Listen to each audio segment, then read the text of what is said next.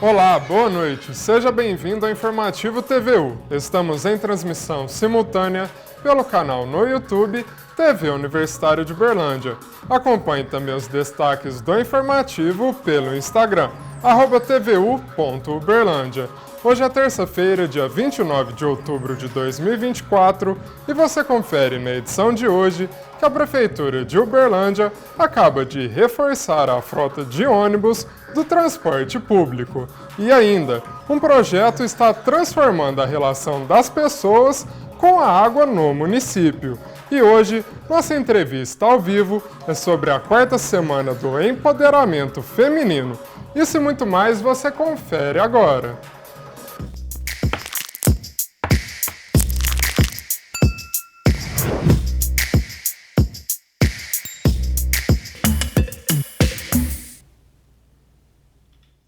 Foi publicado hoje o decreto que institui o Plano Municipal de Arborização Urbana e a cooperação para o plantio de árvores em Uberlândia. Confira os detalhes na reportagem de Nayara Achaia. A Prefeitura de Uberlândia assinou hoje o decreto que instituiu o Plano Municipal de Arborização Urbana. O plano foi lançado na abertura da 14ª Semana do Meio Ambiente e entrou em vigor hoje, depois da publicação do Diário Oficial do município. O Plano Municipal ele foi lançado, na verdade, em junho, na Semana do Meio Ambiente, ficou 30 dias em consulta pública para participação da população. Após essas contribuições, nós fizemos os compilados, fizemos melhorias, buscamos mais apoio, mais sugestões e terminamos e finalizamos esse trabalho.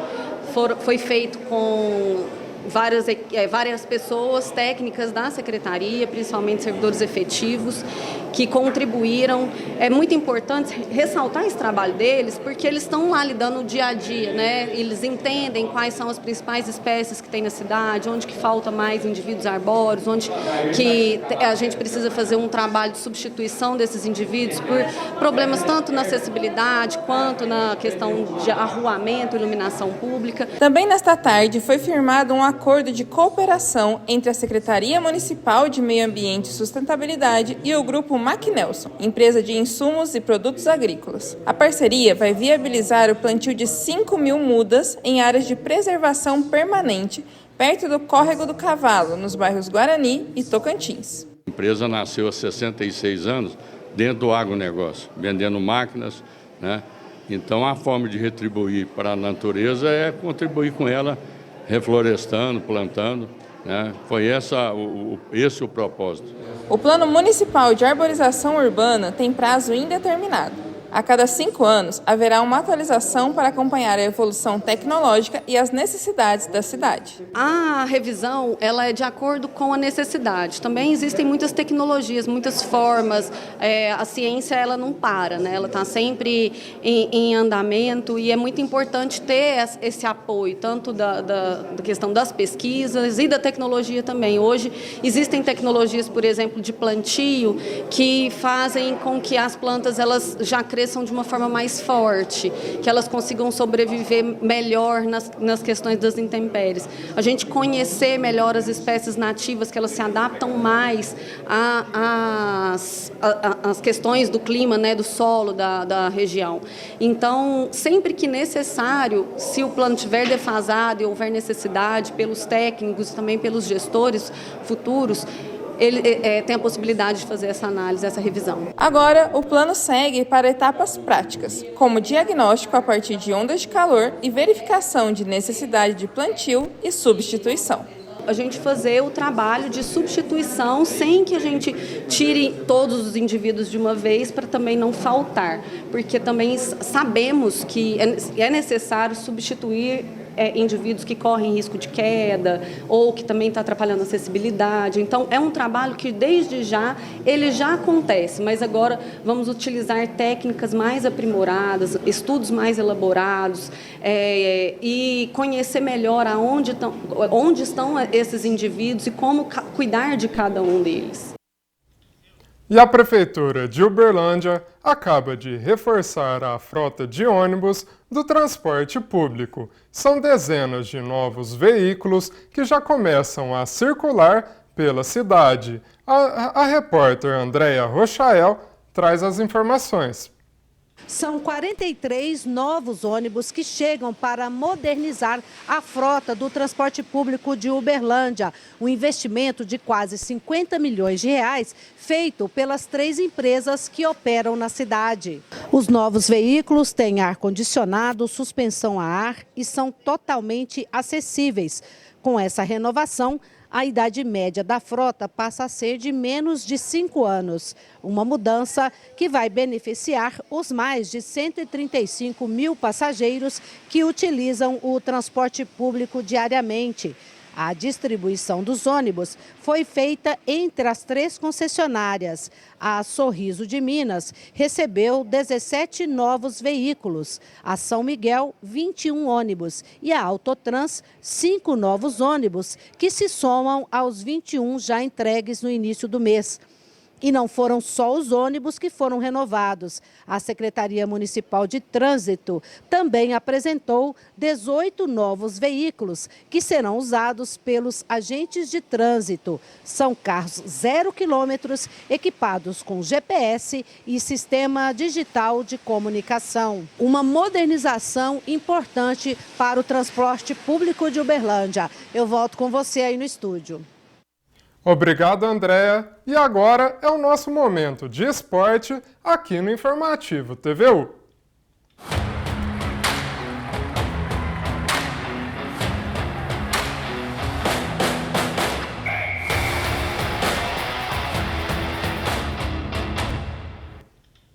E a repórter Nayara Chaia já está aqui comigo no estúdio para o nosso quadro, né, Nayara? Boa noite, seja bem-vinda. Quais são as novidades do esporte? Boa noite, Matheus. Boa noite, pessoal aí de casa.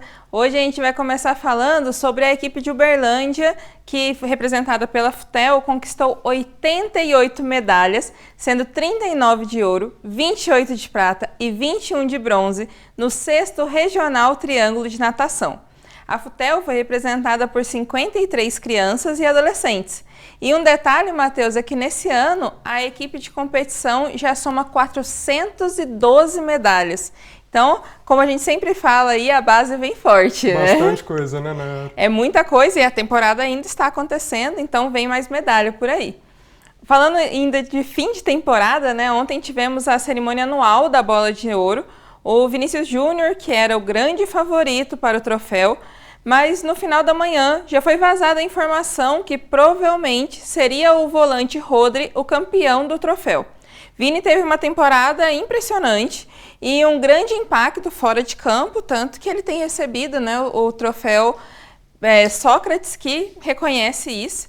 E desde o anúncio do resultado, se tornou uma grande polêmica, com vários atletas se posicionando contrários. A gente tem visto esse posicionamento ainda hoje, um dia após o anúncio, porque realmente a gente esperava muito como brasileiros, mas também como pessoas que amam o futebol, ver o Vini Júnior ganhando essa bola de ouro, né? E foi tudo de última hora, né, Nayara? Ninguém estava esperando, né? Já era esperado, inclusive, né, a vitória do Vinícius, e de última hora tudo mudou, né? Sim, uns meses atrás havia vazado outra lista onde ele estava como primeiro colocado, então todo o Real Madrid tinha se organizado para chegar até lá, até que ontem pela manhã alguém do Manchester City vazou essa informação para o pessoal do Real Madrid, até para que não houvesse algum constrangimento ali, já que a expectativa era o Vini Júnior. Então, tanto que o Real Madrid todo se organizou para não ir.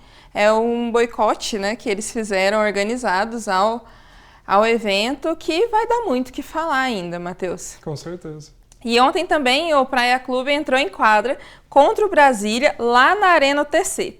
As meninas do Praia venceram por 3-1. Teve um apagão ali no terceiro set, mas a tranquilidade da vitória esteve totalmente nas mãos da Peyton Caffrey, com 20 pontos, ou seja, quase um set.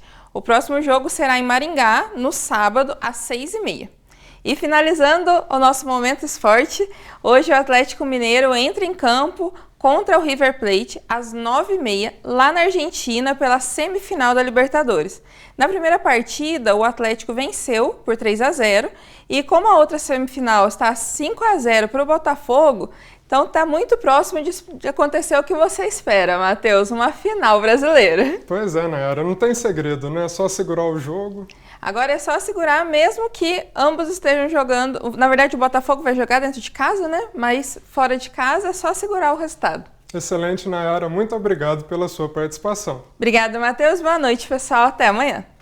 Saiba agora os detalhes de uma doença crônica que afeta a pele e está em discussão na cobertura dos planos de saúde. Com 12 anos, o Davi apresentou os primeiros sintomas da hidradenite supurativa, doença de pele crônica que causa inflamações e feridas de difícil cicatrização. O tratamento recomendado atualmente não tem cobertura do plano de saúde. E isso debilita muito, porque além dele ser especial, né, e cadeirante, ele perde muitas das atividades dele e dói muito. A Fátima e a família participaram da consulta pública da Agência Nacional de Saúde Suplementar para pedir a inclusão do medicamento para hidradenite supurativa no rol dos planos de saúde. Tudo para garantir uma maior qualidade de vida para o Davi e outras pessoas que vivem com a doença. De 9 a 13 mil as seringas. E ele toma 2 seringas, elas são aplicadas na barriga. Então, ele toma 2 seringas a cada 15 dias. E essa outra medicação, ela tem um custo mais alto ainda. Segundo a ANS, a consulta pública deve permitir o debate de temas como o reajuste de planos coletivos, a definição de limites de cobrança para planos com franquia e coparticipação, além da obrigatoriedade da venda de planos de saúde pela internet. Um dos debates mais avançados é estabelecer critérios mais claros para ajustar os planos individuais. Esse ajuste não aconteceria para qualquer operador a qualquer momento. É uma medida prevista apenas nos casos em que a situação da carteira de determinada operadora apresente desequilíbrio financeiro, colocando em risco a assistência aos beneficiários. O IDEC, Instituto de Defesa de Consumidores, acompanha com preocupação o debate, incluindo mudanças em relação à abrangência ambulatorial e ao grau de cobertura de procedimentos. O IDEC vê a discussão desses pontos com certa preocupação, justamente pelo risco de retrocesso e pelo risco de abrandamento da regulação em atendimento aos interesses do mercado e não aos direitos dos consumidores. A quarta semana do Empoderamento Feminino na Universidade Federal de Uberlândia busca amplificar as vozes das mulheres e discutir questões de gênero. O evento começou hoje. Acompanhe. A quarta semana do Empoderamento Feminino, organizada pelo Grupo PET Biologia da UFO, acontece de 29 de outubro a 1º de novembro, de forma presencial e remota. O tema deste ano, Espelho, sou uma, mas não sou só, reflete a diversidade e a complexidade das experiências femininas. Dando a oportunidade de um espaço de muito diálogo, aprendizado, de trocas de experiência, porque a gente sabe que nós mulheres somos minorias na sociedade, em todos os quesitos, mas principalmente dentro da academia.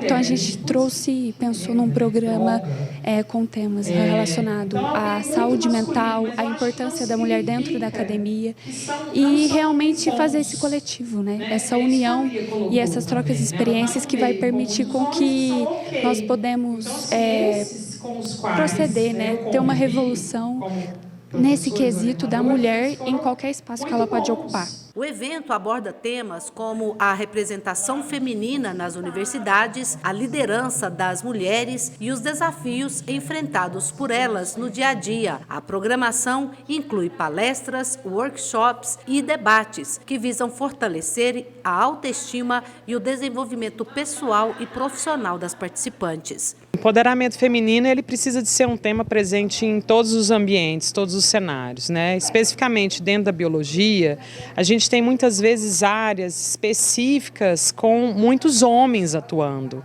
né? Então acho que é importante a gente trazer esse tema, especialmente para as alunas de graduação, para que elas tenham uma autoestima, né? Uma valorização da sua presença nesse meio acadêmico e que elas tenham realmente a certeza de que elas são capazes de chegar onde elas quiserem e de ser quem elas quiserem. A Semana do Empoderamento Feminino é fundamental. Mostra a importância de termos espaços para discutir e enfrentar as desigualdades de gênero, encorajar as mulheres a ocuparem mais espaços de liderança e a lutarem por seus direitos, visando promover mudanças na sociedade. Eu acredito que as pautas que estão sendo trazidas aqui para o evento, questão de mulher na ciência, mulher sendo professora, educação, sexualidade é muito importante para nós, alunos da biologia, mas não só, né, que vamos ser futuros cientistas, futuros professores, e isso tudo consegue englobar em diversos conteúdos que a gente vai conseguir abordar durante a semana. Eu acredito que já tem uma evolução na ocupação desses cargos, mas infelizmente ainda tem uma predominância de homens em cargos de poder, de coordenação. Então eu acho que através de eventos como esse a gente consegue mostrar a importância e como que a gente pode chegar, né, a fazer tudo isso para que as mulheres cheguem nesse cargo também. Dando continuidade ao assunto, começamos nossa entrevista ao vivo de hoje sobre a 4ª semana do Empoderamento Feminino com Ariadne Almeida, professora do Instituto de Biologia da UFO. Seja muito bem-vinda. Muito obrigada pelo convite, boa noite. Para a gente iniciar nossa entrevista, eu gostaria de perguntar se qualquer pessoa pode estar participando do evento, ele é aberto, como que ele está funcionando na prática em relação à programação? Sim, qualquer pessoa pode participar, é um evento gratuito, aberto para a sociedade. Então, qualquer pessoa que tiver o desejo de participar, sinta-se à vontade. Ele está ocorrendo presencialmente no campus Umuarama, lá no auditório do 2A, mas ele também está sendo transmitido ao vivo pelo canal do Grupo PET Biologia. Ariadne, e qual balanço você faz, né, das edições anteriores, né, porque a gente já está na 4ª semana? Sim. Como que foi no passado, como que está sendo no presente, quais são as expectativas? Bom, é muito interessante que hoje a gente estava discutindo exatamente sobre isso, porque a gente tenta trazer a cada edição alguma temática que está mais em foco, né? A gente sabe que a nossa luta ela é diária, ela envolve várias esferas, mas a gente tenta trazer perspectivas que nas edições anteriores talvez não foram tão aprofundadas, né? Então, por exemplo, a gente já trouxe a questão do reconhecimento de várias mulheres na primeira edição, na segunda edição a gente trouxe a questão do espaço das mulheres negras, né?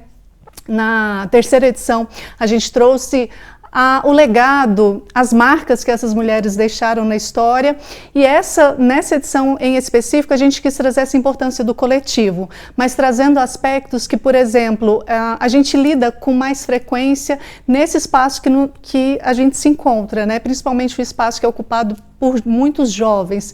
Então a gente trouxe essa questão das relações abusivas, os padrões que são excessivos diante das mídias sociais, principalmente para nós que somos mulheres. A gente trouxe a questão da masculinidade, a importância de se discutir isso também num evento que trata do empoderamento feminino, né? Então a gente tenta a cada edição trazer algum aspecto que dificilmente a gente tenha conseguido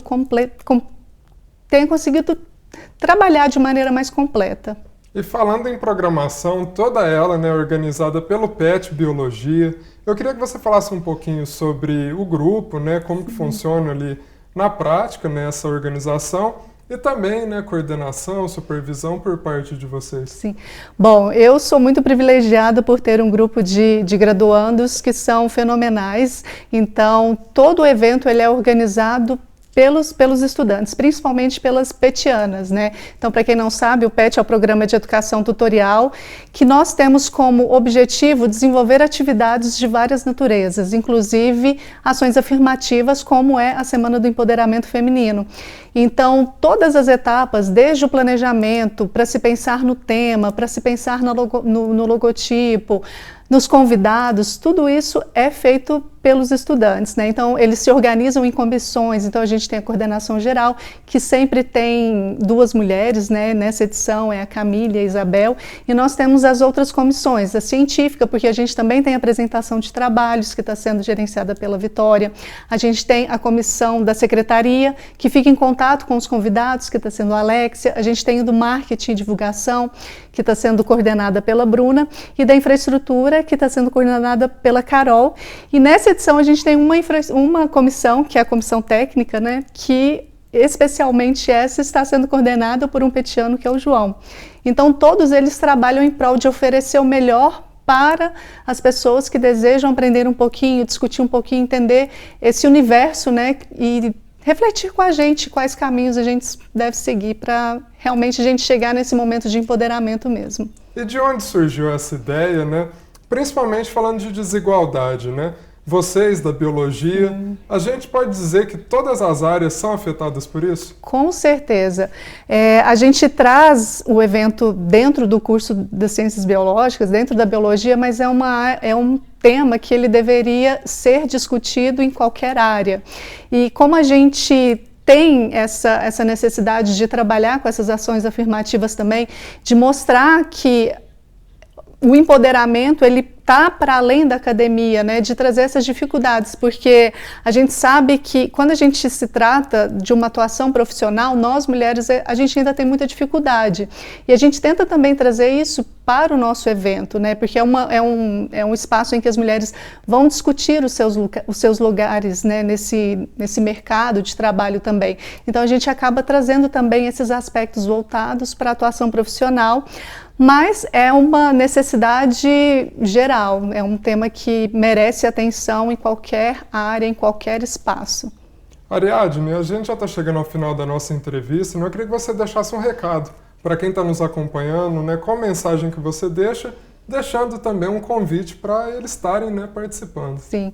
Bom, eu quero dizer que assim como a temática da CEF desse ano é Sou Uma, mas Não Sou Só, é dizer que todas nós passamos por problemas individuais, mas que todas nós temos essa necessidade, essa vontade de estar sempre nesse coletivo para que possamos fazer a diferença juntas. Acho que quando a gente se apoia umas às outras, quando a gente tem esse apoio, a gente consegue trazer mudanças mais profundas e vai ser muito nós vamos ficar muito felizes se vocês puderem lá acompanhar o nosso evento, vai ter oficinas também, então tem uma programação bem legal até sexta-feira. Então tá feito o convite. Muito obrigado, Ariadne, pela sua participação. Eu que agradeço, muito obrigada. Nós que agradecemos. Seja sempre muito bem-vinda. Obrigada. Nós vamos agora para um rápido intervalo e em seguida voltamos com mais entrevista ao vivo sobre a 4ª semana do Empoderamento Feminino com Ana Carolina Abdala, pesquisadora em Direito Constitucional. Até já!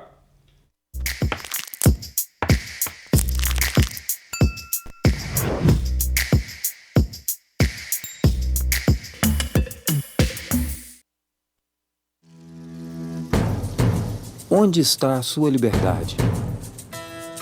A nossa está declarada na bandeira. Bem-vindo a Minas Gerais, o estado brasileiro onde nasceu nosso primeiro grito de liberdade.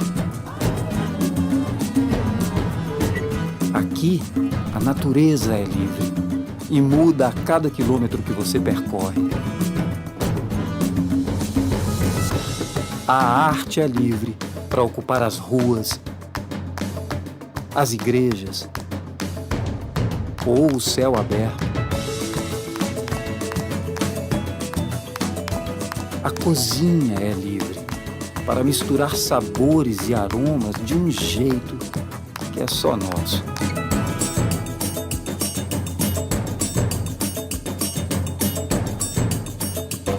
E você? Você é livre para escolher seu caminho, descobrir rotas que vão mudar para sempre seu olhar, conhecer pessoas que vão ficar para sempre em seu coração e viver experiências absolutamente libertadoras. A liberdade mora em Minas. Conheça, encontre a sua e compartilhe.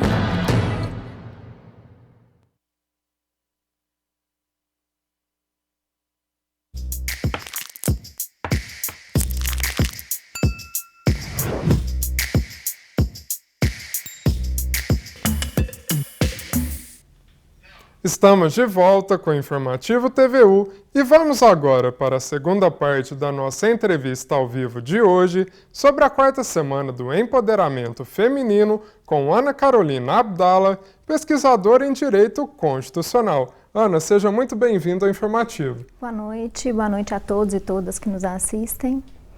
E nós vamos participar, fui convidada para participar dessa semana do CEFT-Bio, fiquei muito honrada com o convite, para falarmos sobre esse tema super relevante, que é a masculinidade tóxica e o papel do homem no empoderamento feminino. E eu queria te perguntar justamente sobre isso, né? Iniciar nossa entrevista com essa pergunta. Como que está relacionado, né, a questão da masculinidade e um evento que a gente está trabalhando a questão do empoderamento feminino?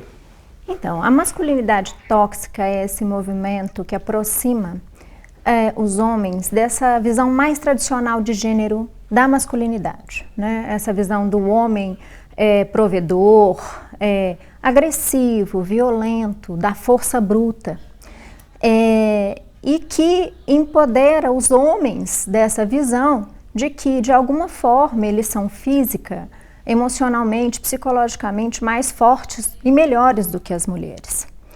É uma visão agressiva e que tem sido extremamente difundida nas redes sociais através desses coletivos masculinos, como, por exemplo, os Red Pills, né, que pregam, reiteram esse papel do homem como provedor, né, fazem apologia dessa visão violenta da masculinidade, dessa visão em que eles estabelecem ali critérios aleatórios sobre as mulheres, né, sobre sua aparência, sobre as características que elas devem ter, estabelecem padrões de comportamento extremamente conservadores que, em tese, ela deve atingir para ser valorada pela sociedade e criam uma escala de valores em que, de alguma forma, o feminino está sempre subalterno, subserviente ao masculino, em posição de inferioridade.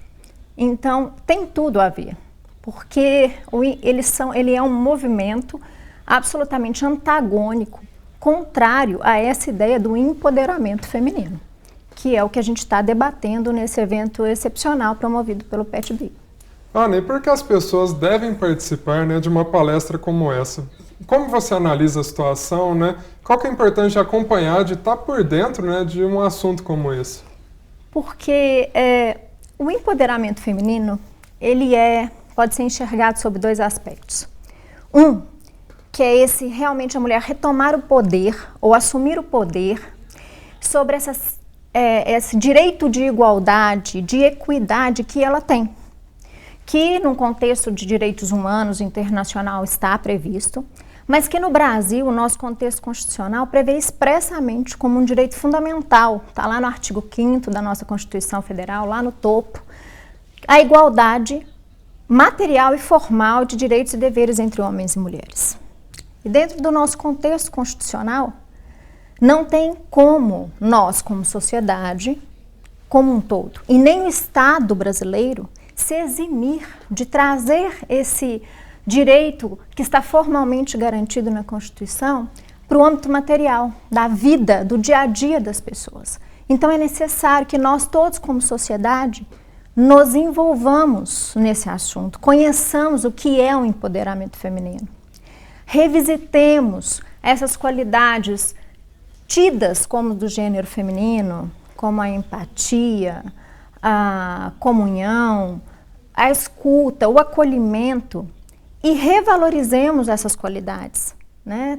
Porque essas qualidades, apesar de serem associadas ao gênero feminino, não são só de mulheres.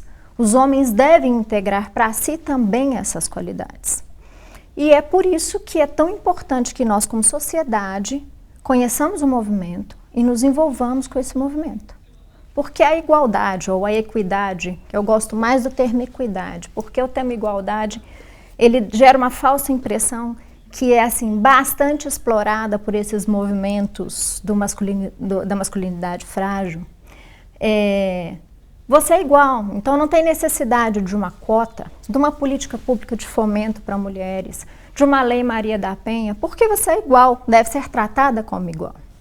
Mas essa noção de igualdade que está na Constituição, ela se aproxima muito mais da nossa ideia de equidade, que é dar a todos as ferramentas para que tenham as mesmas oportunidades e os mesmos horizontes. Então, e isso hoje é uma pauta para além de direitos da mulher, é uma pauta de direitos humanos. A ONU, na principal agenda de direitos humanos que está em vigor hoje, que é a Agenda 2030, que firmou os Objetivos de Desenvolvimento Sustentável, ela elenca no Objetivo 5 a equidade de gênero como uma meta a ser atingida até 2030.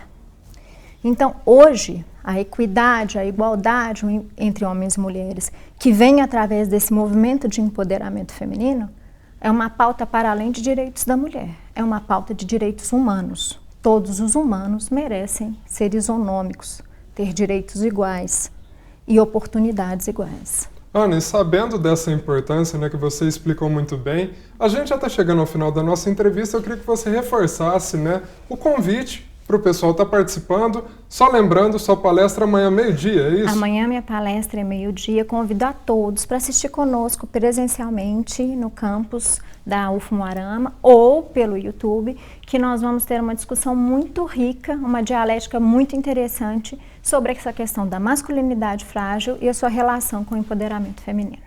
Excelente, Ana. Muito obrigado pela sua participação e uma boa palestra amanhã. Muito obrigada. Nós que agradecemos.